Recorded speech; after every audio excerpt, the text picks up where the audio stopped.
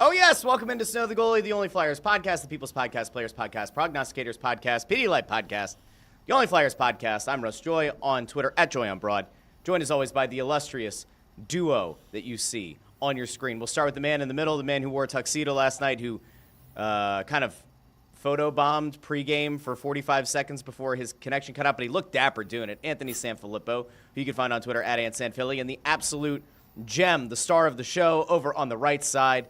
Number 6 in your program, number 1 in our hearts. Bundy, Chris Therien, on Twitter @CTherian6. Gentlemen, how are we doing? Morning, guys. Good to see you, boys. Glad you guys were able to hold down the fort without me last night. Looks like you had a good game down there last night. Didn't get to watch the full thing. Just went through the quick replay of it, and watched all the key moments. Looked like they played a solid game again. Sam Ersson, I think, from what I could tell, was a pretty big contributor last night. And that, look, we keep saying all along, Bundy and I have said this now for a few weeks, that this team is good enough to be a playoff team if they get goaltending. And last night was an example of, if you get the goaltending, you can beat good teams. And they did it last night. Yeah, it was a good night down at the Wells Fargo Center. Good start by the Flyers. They killed off that power play that was 4 minutes for the Devils early when a high stick and called to Risto. And then they got their feet under them after that. I mean, it was, for some reason, the way that the two teams are stacked up, the Flyers, the way they attack the game, seem to have a number of the Devils' system. And the Devils, I mean, they really, really want to play a perimeter game. And I don't expect to see New Jersey around long in the playoffs playing like that. That's not a feasible winning formula. You have to attack the middle of the ice.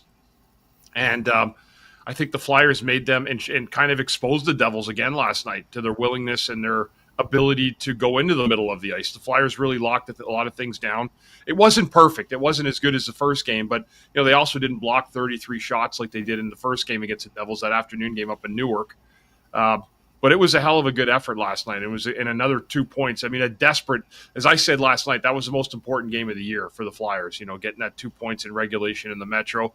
Not so much you care about the Devils getting a point. It's good they didn't get a point, but it keeps your head at bay and in that pack, and again, they're going to probably need to go on a run again to make something happen. But that was a good start for the home set with New Jersey in the first game of a 3 games in 4 nights series also. You mentioned that pack, and I mean, it is an absolute tight pack. And Bundy, you and I kind of broke this down last night. I think we broke it down in postgame as well. But just to give people an idea, we're going to throw this over here because this shows you, one of 2 ways that you can look at the standings, right? So if you go take a look at where the draft lottery is, and then down here you can see the current playoff leaders, right? If you take a look at this clump in here, this is what we were talking about last night. That gap between, we can even call it, I don't know, do you want to say number 13, where the Rangers are, even number 12 in the lottery right now would be Detroit with 53 points. The gap between them and number 20, right, 20 in the lottery, would be Tampa Bay, very much in a playoff spot. It's a 3-point gap. I mean, if you're looking to get into the postseason, it's not a complicated formula. Win some games, and you're going to put yourself in contention. On the flip side of it, where the Flyers sit right now, I mean, you can look at it again. If you go division independent, they have 52 points on the season. That puts them 3 behind Columbus to be in the playoff hunt. The other way to look at it is, if you're looking to go higher up in the lottery, you're 5 points ahead of Seattle for number 5. They're in this really weird middle ground right now. But the unique thing, I guess, is they're not alone. There are so many teams right now that just kind of exist in that gray area. I think last year we talked about parity a lot, but it feels like this year it's gotten even weirder. I don't know if I want to say worse, but it certainly doesn't feel like there are a lot of elite teams in this league. It just feels like there's a whole lot of meh, and it's just going to be a matter of who gets hot down the stretch to determine who ends up ultimately making the playoffs and missing them.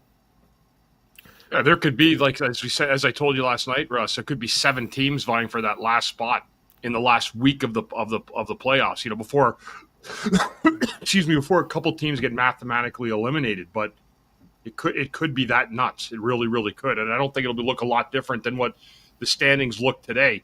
Just take a look at the schedule and say, okay, imagine imagine next week what we would look like if we finished 1 week from now. And I tell you what, it would be like a mad scramble. It's going to be a crazy scramble at the end. My favorite thing about this whole conversation is rather than Russ pulling up the playoff standings, he pulled up the tankathon for the draft lottery. Just goes to show where we're at on a on a conversation point. I like to look at it the other way a little bit, Russ. And look, I'm with you, right? Look, if you can't be there in the end, you should be towards the bottom. You should be getting as high a pick as you can. But if you have a chance if you have a team, when you watch the way the team plays and you see how they play and you say, this can work in the postseason, then you should try and make the playoffs because anybody gets in. We've seen it many, many times. Things can happen. I don't think that they're going to get into the playoffs. I've been sticking to that, and I will stick with it. And I think that they're going to end up trading players at the deadline, at least one, if not two, and that they will probably fall back toward the bottom of that pack. It may not go all the way down where everybody wants them to be, but I think that they're probably going to get into that 7 range. I think that that's a realistic possibility. But you have games like last night. Yeah. And you're beating teams like the Devils. And if you continue to do that, well, then guess what? Then you go the other way. Not saying you trade future to get better at the deadline, because that's not going to happen. They will stick with what they have before they add, or really add. I mean, unless you get something for next to nothing at the deadline, whatever, fine. But yeah, no, it's a strange year in the NHL in that there are so many teams that are all the same. And I think if you look at this group of temes that you keep showing, this, by the way, is what you wanted. This is your positivity. Yeah, look at it the other way. Look at it for where is the team going? Can they get up to a playoff spot? If not, then you look at the draft possibilities. But there's a lottery there, right? So rather than look at the lottery possibilities, because you don't know what the lottery is going to be.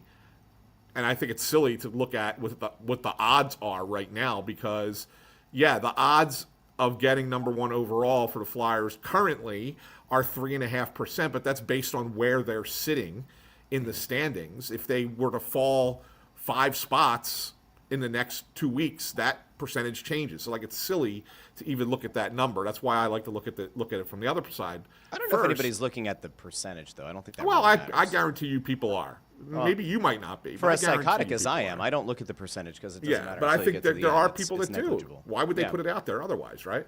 But the thing that I wanted to say is, of that group of teams that like the Flyers are in the mix with and kind of chasing, I think the one that's a little bit of an outlier and probably won't be in the mix as far as who the team's going to chase is Tampa. Tampa's played fewer games than anybody else in the NHL right now, and they hold the final playoff spot. And they have a goal differential of plus 35, which is second best in the Eastern Conference behind only Washington. That team is better than where they are positioned currently. And so I look at it and say, all right, where does Tampa fit in the standings? They're probably going to finish ahead of both Boston and Ottawa. So those are the two teams that you got to look at and say, okay, yes, the Flyers would have to leap over 4 or 5 teams to get into a playoff spot. They're 4 points behind both Boston and Ottawa at the moment. Ottawa has a game in hand, but they're 4 points behind. Can you make up those 4 points and get past the Rangers, Red Wings, Canadiens, Blue Jackets, and one of Boston and Ottawa? I don't think they can. I don't. But is it possible? Certainly. And it's too early to sit there and say that it's not possible. That's why you are where we are at the end of January, right? Now, a month from now, we might have a different conversation. But right now, this is what it is and where it is. And I think it's why we have to look at it from the perspective of, do they have a chance to get into the playoffs, more so than how far are they away from the bottom. I think that's why the conversation is what it is today. Yeah.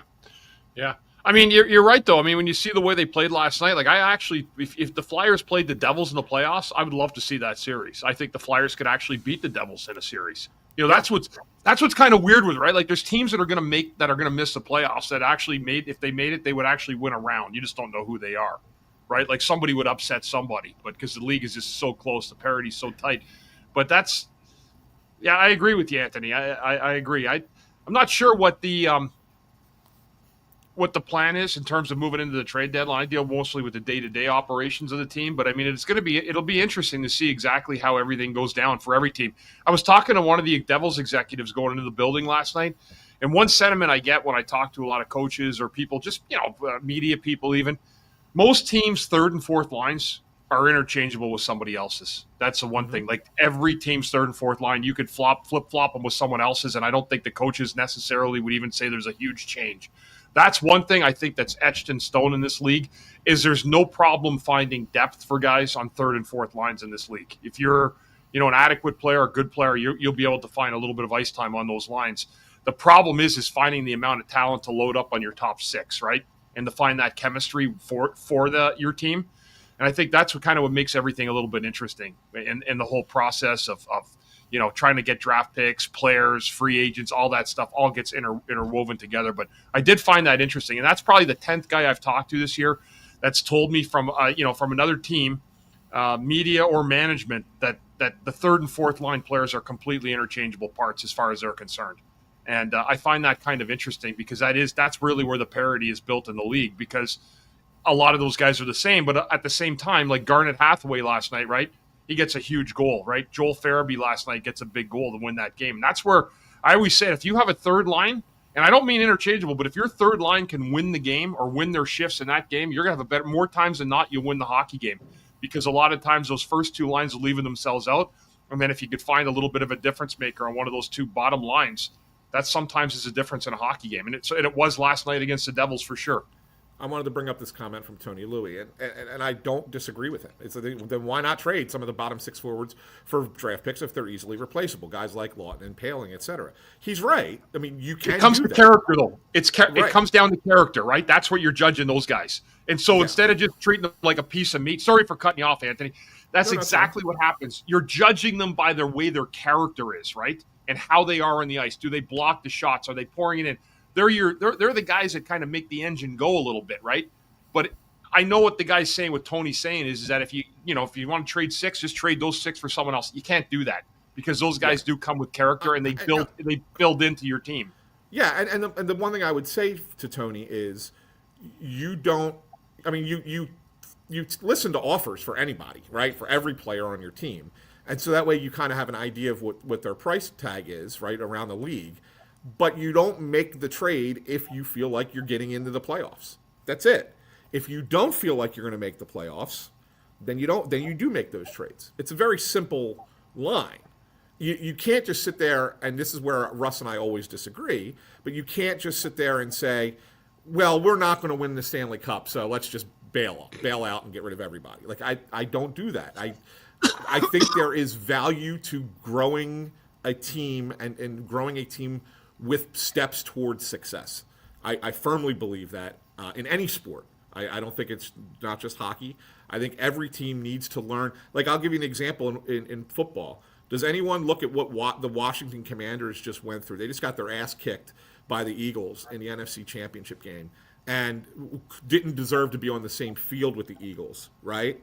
But would anyone sit there and say that they shouldn't be trying to improve, that team didn't benefit, that young quarterback didn't benefit, or young players didn't benefit from going on that run? They absolutely did, and that team's going to be a dangerous team for years to come, even though they were the second worst team in the league last year, and they suddenly reached a conference championship, surprisingly, right? So there is value to that. So I think that's something that often gets lost, and I understand why with this organization. Like, look, they've been so bad for so long, and the difference is, and I feel like I have to repeat this sometimes, but the difference between where they are right now and the other times that they've been kind of stuck in the middle is the other times that they've been stuck in the middle, they were trying to repair it with Band-Aids, right? And say, oh, well, if we just add this, we'll get over that hump. Oh, if we just add this, we'll get over that hump. In this case, they're not trying to do that. They're taking what they have, and hey, listen, what they have has gotten them to this point.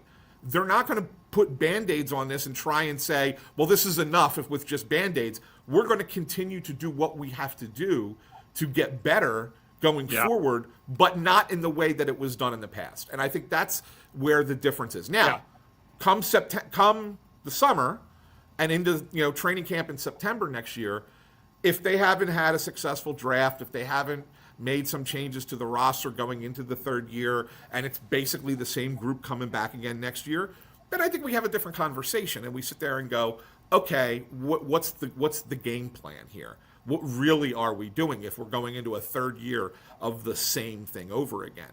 But I think that right now, if you have not made changes to try and improve a team, and you want to see what you have, and you have the third youngest team in the league, and they happen to be playing okay enough to be where they are, that's okay. You don't have to be terrible in the NHL. Yeah.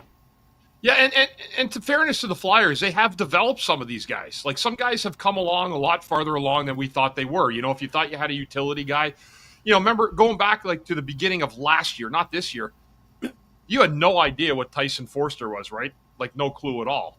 And he's progressed along. Now, is he a top 6? I don't know, down the road. I think that line ultimately on a really good hockey team would be a great third line to have. I mean, that would be the way they're playing right now. Foerster, Brink, and Cates would be an unbelievable third line, to be honest with you. But it's filling in those gaps. But, there have been players that have been developed here. I mean, they're moving forward with guys. Bobby Brink has improved his game. There are guys on defense that have gotten better as well. Risto's improved in a year.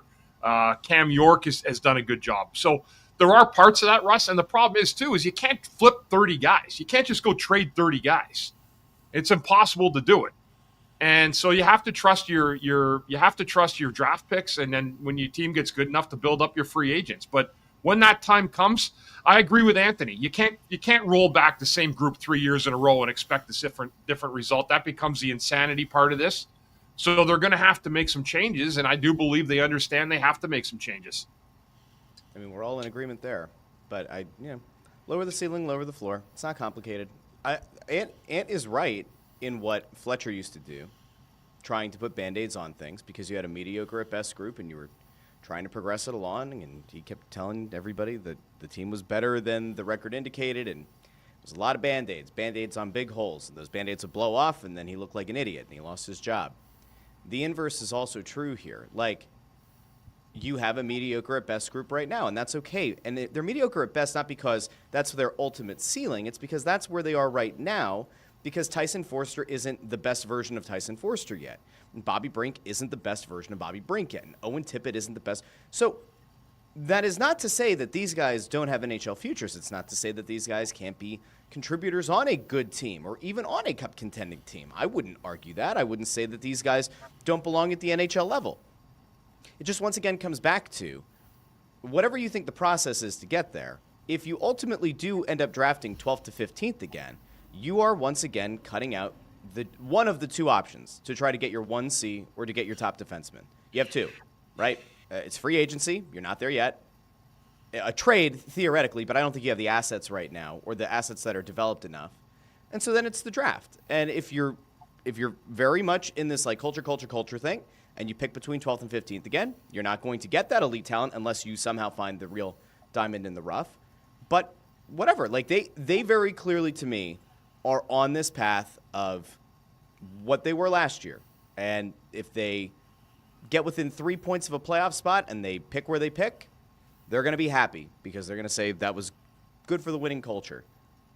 I'm still going to disagree with it. I mean, nobody at this point can change. But you can't tell players to be shitty, Russ. You can't fucking tell guys to go be shitty. This is the players they have on the ice, and you can't fucking tell them to go out and act and not play accordingly.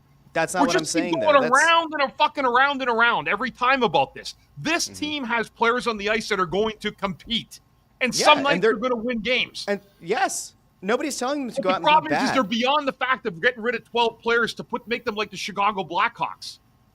That's I don't think. But I've been pretty consistent. Like I've said, I don't think they have any path to bottoming out and being that team. And you can't tell players to go out and be shitty. But this is the players they've had through the draft, so you have to make do with what you got. Yeah, and I'm not saying that. Go out and just say, okay, we're going to be bad. Like, guys, so let's pray we're going to be awful so we can pick third. It doesn't work like that, Russ. It doesn't go like that. All right, you have a group of guys. That Sorry, was I just Ant. need That was Ant. That was Ant. That was I me. didn't do that. That was Ant. You have a group of guys that are trying to grow. There's guys that are trying to get better as a group, and there's a lot of them that I have an appreciation for because they were told you're not supposed to do anything. You're not that good. And yet they continue to push forward. Are they? I mean, they are what they are. They're the one game over 500 in the standings with some overtime losses. But there's a lot of players that I have an appreciation for the way that they've performed this year. And beyond what anyone else has said, they've won games they shouldn't have won. They had a lot more last year, let's be honest. But I understand where the fans are coming from. Like, oh, we have to be so bad that we're picking first or second, and that's the only way to change our fortunes.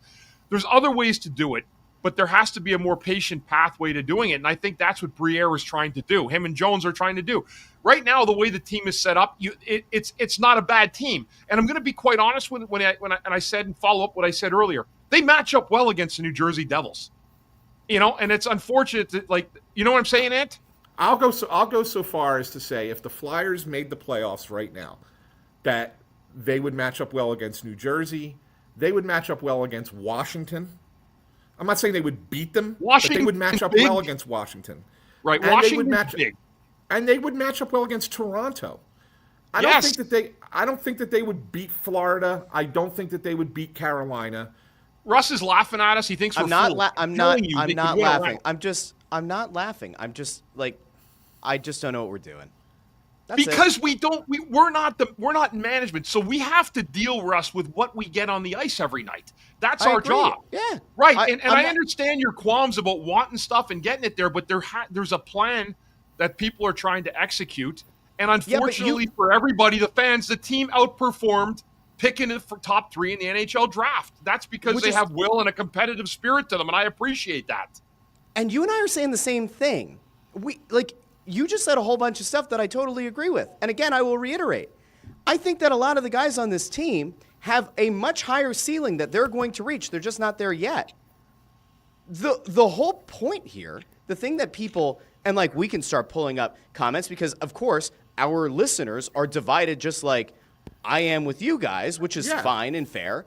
I would argue that there are a couple of reasons for that potentially, but the people who look at it like me, who say, hey, great, you think you can match up well against New Jersey? Cool. You think you can give them a series? Cool. If you guys truly believe that they could match up and get 6 or 7 games out of Washington, cool. Toronto, cool. Ultimately, does that make them any better in terms of like having that elite talent and trying to become a cup contender long term?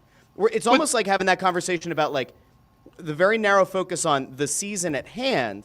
And I think what people are kind of getting tired of is you want to, at least as a fan base, see that there's elite talent in the pipeline. And they might be building it. Like we don't know for sure. One thing that we do know is that at least at forward in this organization right now, we can't fundamentally like look out and say the Flyers have 3 elite forwards or something close to it in the system. They did bring over Michkov early. He would have technically been one of those 3 that are in the system.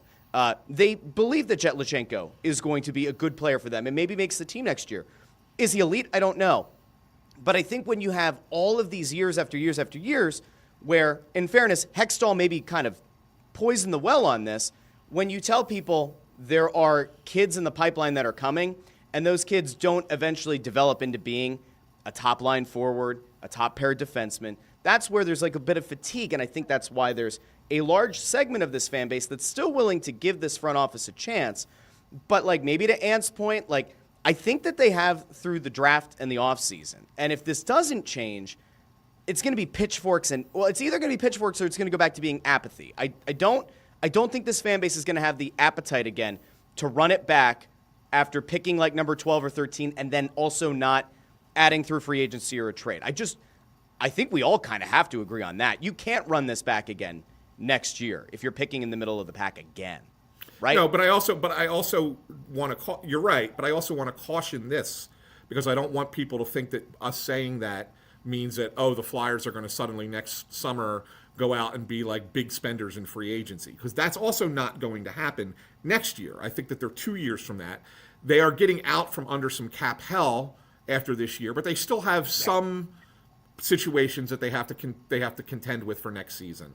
I do think that they will make changes. I do think that there will be maybe an addition or two in the offseason that will be different from what you're currently seeing on the team, but they're not going to go out and chase the biggest free agent on the market and suddenly say, okay, now we're here, we've arrived, we're ready.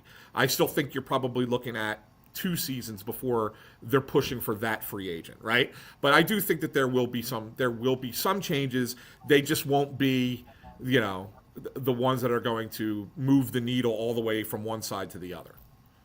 And is that fair? Is that acceptable? Or do we sit there and say that's cosmetic?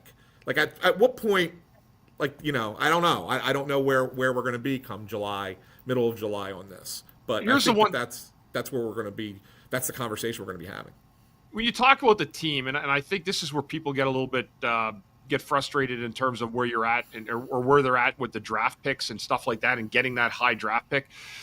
I remember my agent, Pat Morris, who, of course, deals with Danny and everything. He would tell me for years, teams that win the Stanley Cup have the first or second pick that they've drafted, the first or second pick on their team, are usually the guys that get there. Go down the list of the last 10 Stanley Cup winners. Tell me how many number 1 or number 2 picks are on those teams that have flourished as players. Nathan McKinnon, Connor McDavid getting there last year. Florida, Barkov, the defenseman, Ekblad. So you have to, and I'm not saying it, but it's a weird stat that every team that's won the Stanley Cup they don't always have to be drafted. Or they could have been the first or second overall pick, but most of the time it's but I'm saying they don't always have to be drafted by that team. Right, correct. They could be added. Yeah, they could end up somewhere else, and you still have yes. I mean, but those teams I mentioned actually were. Was Eichel number 1 or Eichel number 2 in his draft? Which Ekblad was 1. No, Ekblad Eichel. went 1. Jack Eichel. Jack Eichel went 2 behind McDavid. Yeah, okay, so there you go. Like, he wasn't drafted by Vegas, but he goes out there and he wins. Alex Pietrangelo was on Vegas too. He went 3. Yeah. He went 3rd overall one year. So but you got to get those high picks. And really, at the end of the day, they're the ones for some reason. And I remember my agent telling me, you don't win unless you have one of the top picks on your team. But think about I look at Vegas. But in fairness, though, let's look at Vegas for just a second, because I think Vegas is a real comparator for what you're looking at with the Flyers are maybe trying to model. Okay, Vegas came into the league, and granted, the league gave them a huge break versus other expansion teams with the way that they allowed them to build a roster. Okay, they had opportunities that no other expansion team had as far as the level of talent that they could get, which is what allowed them, in all honesty, to reach the Stanley Cup final in their first year of existence. But they didn't win the Stanley Cup until that team of cast-offs of third-liners and second-pair guys who they saw and said, well, we think we can make these guys a little bit better. They started to compete at a level maybe above expectations, and then they went out and got the star players to put them over the top to win a Stanley Cup, and those star players being Pietrangelo and Eichel, right? Mark Stone that they went out and got, right? Yeah. Guys like that they went out and were star players and said, okay, now we're going to bring them in and put them with our team that we kind of grew together, that are a bunch of hard-working, difficult to play against players, and now we're going to add these superstars. And I think that's so when you say, is there a path that can be done without having to draft 1, 2, 3 to get to the Stanley Cup? They're the model. Now, like I said, they had a little bit of a head start that the league gave them, but it's not like they had a bunch of superstars that came as part of that expansion draft, right? They didn't get superstars in the expansion draft. They also had some cap space early on, didn't they, though? Because it was a lot of... Yes. A lot of lower tier guys. So they had, they built the culture. They had not a lot of money on the books, and it did give them some flexibility to be able to make some moves. Yeah. If you want to somehow try to make the parallel argument here, it's all right. Well, after the season, a bunch of dead money and retained money comes off the books, and maybe this is the first. I mean, listen. Let me try to put on orange tinted glasses here for a second. Could this organization sell the fan base on the idea that when the money comes off the books, whenever they draft, whatever they draft, I think they'll I don't know. I have to imagine that they're going to end up somewhere in the top 10 of the draft. I do. Yeah. All right. Probably. I You're hope probably right. as high as it gets, great. Maybe you get lottery luck. Can we get a little bit of karma, just a little bit of karmic payoff from the hockey gods for both JVR being behind Patrick Kane and Nolan Patrick? Can we? And I know that there's somebody out there saying, Russ, did you forget about Matvey? Matvey was he would have been number 2. He fell to you at number 7. Fine. That could be for one of them, but not for both. Can we get just a little bit of a karmic payoff? Can we get that lottery luck to bounce up into the top 2? Because if so, guys, your 1C problem might actually be fixed. It's the reason that people like me just go, all right. And you guys kind of made the point a little bit, right? Like, almost every team that wins a cup has a number 1 or number 2 overall pick. Now, if we want to go the long-term game here, that it could be through a trade or maybe it's through free agency in 2 years. You could do that too. Cool. Yes, that's you possible. Could. But you could. But I do think that I mean, it's a – listen, there are people that ask in the comments, like, doesn't that kind of make the point of why so many Flyers fans are upset that they don't get in the top 2 and get that pick? I don't know, guys. Like, we're never going to agree on the rebuild here. We never will. Hopefully, at some point, something will change. The switch will flip, and this front office will make wizardry moves that some people believe they can and some believe they can't. I don't know. No one has any idea. It'll be great to see if they can somehow turn this thing around. I don't blame the people who are skeptical, I guess is my point, because there have been now 3 different plans sold by 3 different regimes, and many of the results have been similar. We'll see. I want to get to some of the comments here. I don't know if there are any that like jump out to you guys that you want to get to, but there is certainly a lot of conversation going on about the direction. That's what we want. We want everybody having conversation with each other. That's a good thing. Let's see. So here you go. This probably goes your way. Donald Biordi says, Briere hasn't been on the job for 2 years, and people are like, why haven't we tanked for the next McDavid yet? It's so dumb, and people treat team building like a video game. Then you get, where was this other one? Terzansky10, who says, here's my question for everyone saying we should tank. Are you paying for season tickets and parking? If not, then you really don't get a say in that question, which I think is elitist and kind of bullshit, and I could tear that thing down very fucking quickly. The way that you decide to invest your money is no business of mine. I mean, there are bad investments everywhere. I'm not saying your season tickets are, but, like, let's be real here. Like, that's the notion that the people who can afford season tickets are the only ones who should be able to dictate whether or not the team is good or not. Can I throw a hypothetical out there? Let me throw a hypothetical out there for you and for all the commenters as well. Video Guy Amadeo, by the way, is a season ticket holder for 15 years and is very much in the get the high pick. So I guess that goes back to Sir Terzansky there. Let's just say that the Flyers reached the Stanley Cup final in 2017. Didn't win, but they got there in 2017. Right? Made a great run. We're a good team, whatever. Let's just say some things went well and that happened. Would we be in the same boat today with how people feel about this organization? And the way that they go about their business? Would people be as upset? Would people be as upset about the Flyers being where they are right now if they had a more recent run of success? I'm just asking this question because I think that we want to equate what the current group is doing compared to the last group, compared to the group before that, and really they're mutually exclusive, right? Just because Ron Hextall's plan failed, and just because Chuck Fletcher's plan failed, doesn't mean that Danny Briere's plan will fail, right? It certainly may, but it doesn't mean that it will. But to be mad at the current group for the way they are doing things because you're not happy with the way things went with the last 2 regimes, is this what I'm trying to say? Like, if there was success recently, a little bit more recently, would fans be as perturbed right now as they are? And I think that that's why we have to really try and take each of these in their own silo. Sure. How much right? grace do you Ron think Hextall failed. Chuck Fletcher failed. Danny Briere has not failed and is not failing yet. May he fail? He may. But because of where he came from, we have to give him the luxury of a little bit of time to figure out if he's going to be a success or a failure. And I don't think that anybody freaking out that he hasn't made a trade or that this guy is still here or this team is still mediocre is not giving him the benefit of that time. That's all that I'm saying. We may get there.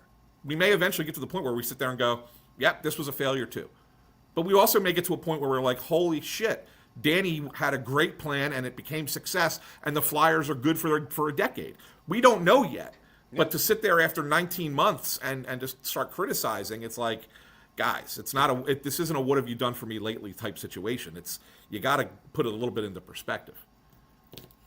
How much grace do you think the fan base gave the organization after the 2010 Cup run?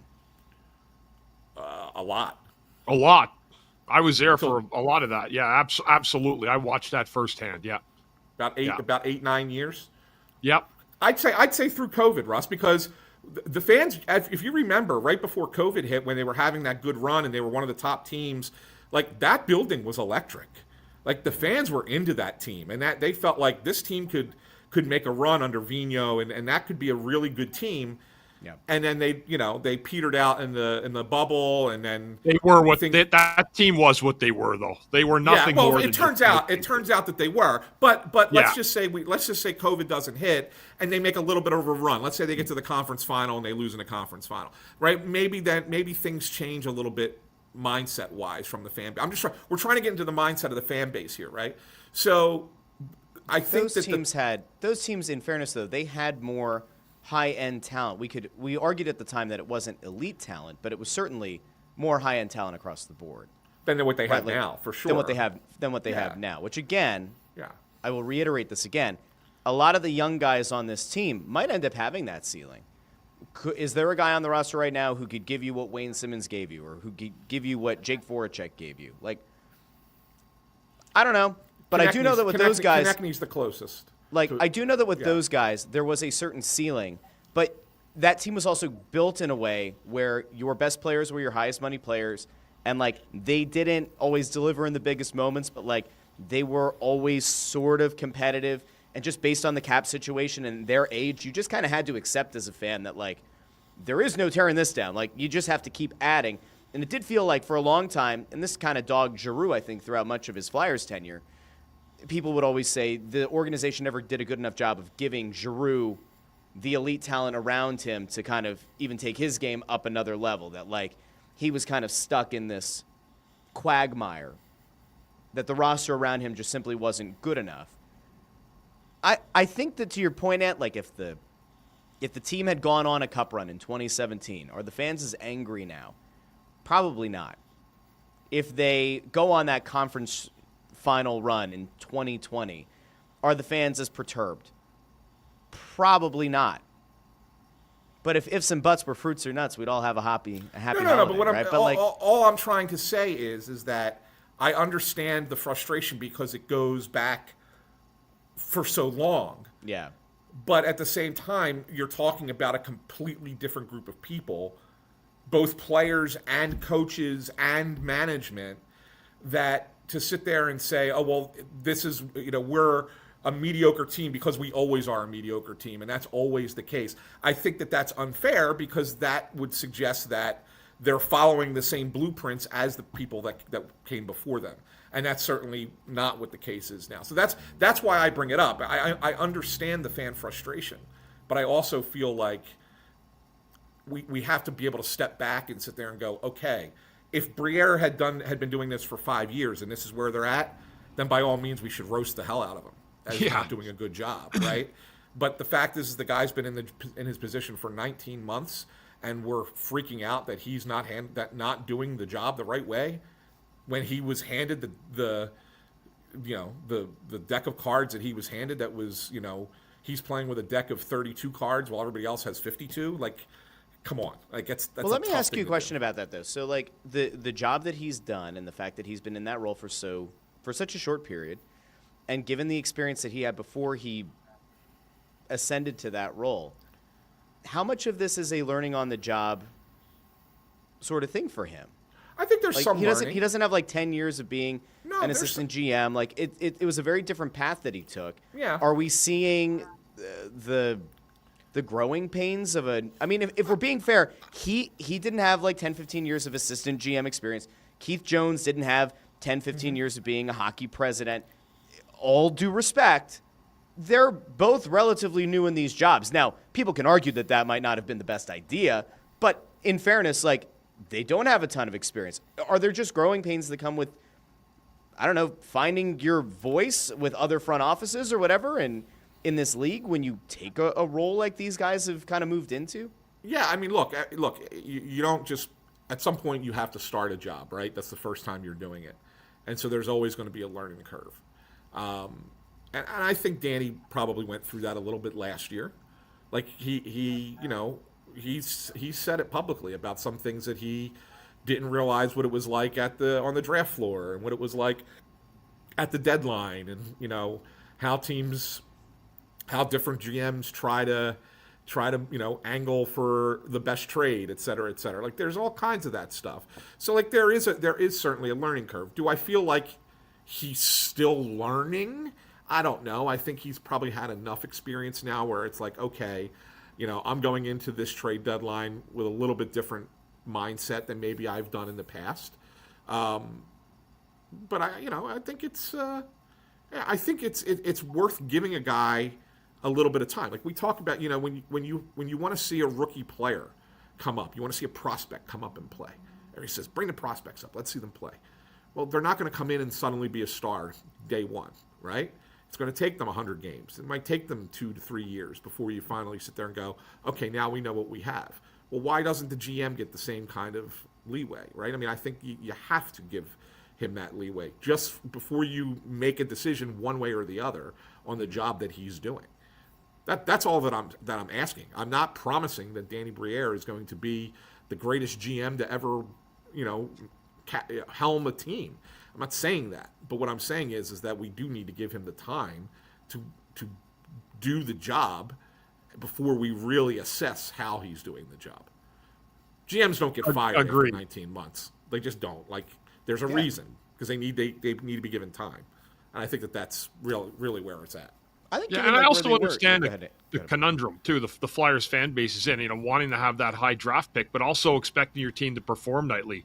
Like we've talked about that before, and so I understand. I get what's going on, but I agree with Anthony. I mean, you got a guy that's trying to dump and get rid of out of a cap scenario with a lot of dead money. And I don't know what you can do, really. I mean, it's hard to do things. So I'm willing to stand by and at least let them have a chance to make their moves, to execute the plan. But I know for a fact they haven't had a chance to implement a plan because of the hell they're in with the cap. I almost wonder, and this is a thing that I alluded to a little bit ago, part of why I think the fan base is as torn as they are is I don't think that the messaging has been clear. I think that is truly an issue. I think that if we sat down with some of these fine folks in the front office and we had a conversation with them, maybe away from the cameras, of clarity. If we polled the people who were in the comments section here, and we had polled them last week after Danny's midseason press conference, and we had polled them, let's say, around the draft when they meet with the media, if we had to ask these people, what is the clear path? What is the Flyers' plan? If you had to put it together, I think we would get 40 different answers. I think that clarity is a thing they need to work on as an organization. You can't be afraid to say, we had a significant cap issue here. That is our number one priority.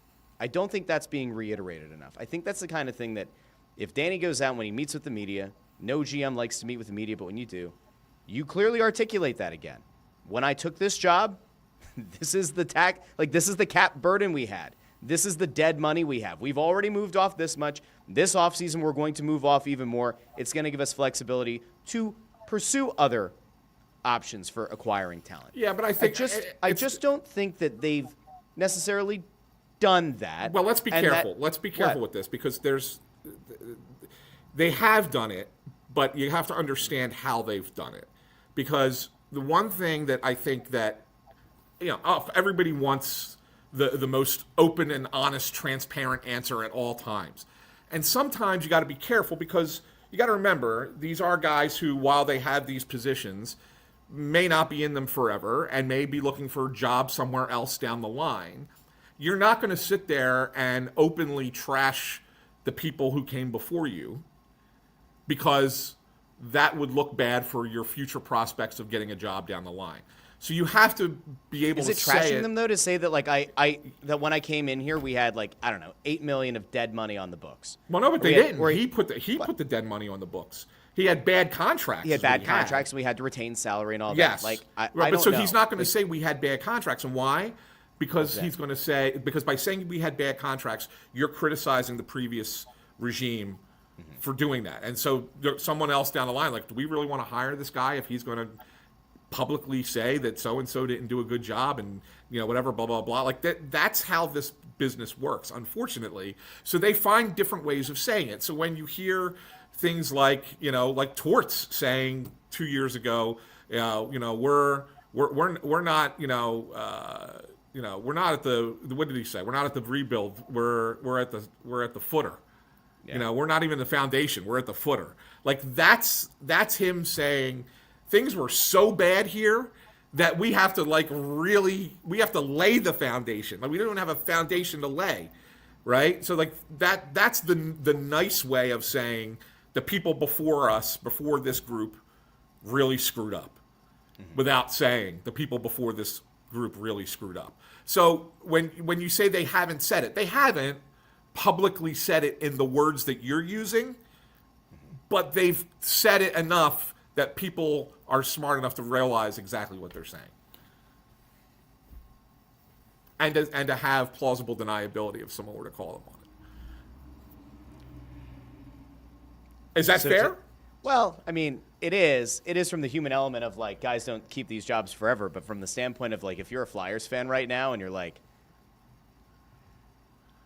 I don't know. Do you care about the long-term viability of a guy remaining a no, GM? But that's in the the difference league? between that's the difference between. No, I know, but I'm just saying, being like, a patron and a business owner, right? That's the difference between the two. I guess, sure. Yeah. I don't know. Fine. Everything's fine. It's all gonna be great. We'll see. Bundy, is there anything else that you wanted to get to? Terzansky, by the way, did clarify. Brought clarity. As I mentioned, clarity is important. Let me rephrase the question. Do you want to pay high ticket prices and parking to go watch a team intentionally tank? Regardless of the product on ice, I want them to win and try to win. No. I agree with that. I mean, I'm rooting for what I think is best for my own mental health, and that's the road right there. That's the road right there. Because, I mean, to ask these guys to tank's not going to help anybody. Keep playing hard like you did last night. Let the chips fall where they may. And we'll go from there. But in terms of like all this, it's too much sometimes. Like again, the team performed well last night. They played well against the Devils 2 games in a row. Well, some people don't like that, but that is what it is. That is what it is. And I hope they go up there and kick their fucking ass again tomorrow night too. Tony Louis checks in and says, "You guys rock, even when we disagree. Much respect." Thanks for the super chat, Tony. Very nice. Appreciate it, Tony. Thanks, Tony. There was one thing that I did want to get to you guys with. You guys too, that had nothing to do with the Flyers, but it did piss off Flyers fans because some people are truly unhinged and totally irrational. You guys, I think a lot of times think that I'm irrational. There are people who are far off the spectrum irrational. Mikko Rantanen got traded by Colorado, and there were people on Flyers Twitter that were freaking the fuck out that Danny Briere didn't go get Mikko Rantanen, and also complained about the fact that at Danny's press conference he said, certain caliber of players don't get moved a lot, and a couple days later, Rantanen gets dealt. Can either of you offer your thoughts to the fine folks who are upset that apparently the Flyers weren't in on the Mikko Rantanen trade? Can either of you try to make, because me, captain, I would like the team to get some elite talent, but like not at the expense of the entirety of your future. Like me, of all people, I'm just like, no, don't do that. Like I'll look at the camera. Danny, Keith, Dan, anybody in the organization, don't trade the future for an unrestricted free agent. Oh, wait, they didn't. Because their aunt is your perfect example of knowing what a smart move is and what a stupid move is. I have no idea what the Flyers could have even tried to trade for a Mikko Rantanen. Right, but he's a UFA, and they didn't sign him to an extension yet. Which Bundy, you and I talked about last night. I think is kind of like batshit crazy to make that deal and not have Rantanen locked in. Carolina's all in to win this year. They're all in to win this year, and if it doesn't work, then they won't win. Is that going to They're not going to win the cup. No, I don't think so. I don't think they have the goaltending, to be honest. No, with you. they won't win. Yeah. That's misreading the room a little bit. Like, they were going good, and I know they think that they're all in on everything, but I don't think they have the tools. I'm not even sure they have the defense to win the cup. So, yeah, I mean, I look at the way Colorado made that deal, and I understand. Look, Rantanen wants $14 million a year, and he wants to be a center.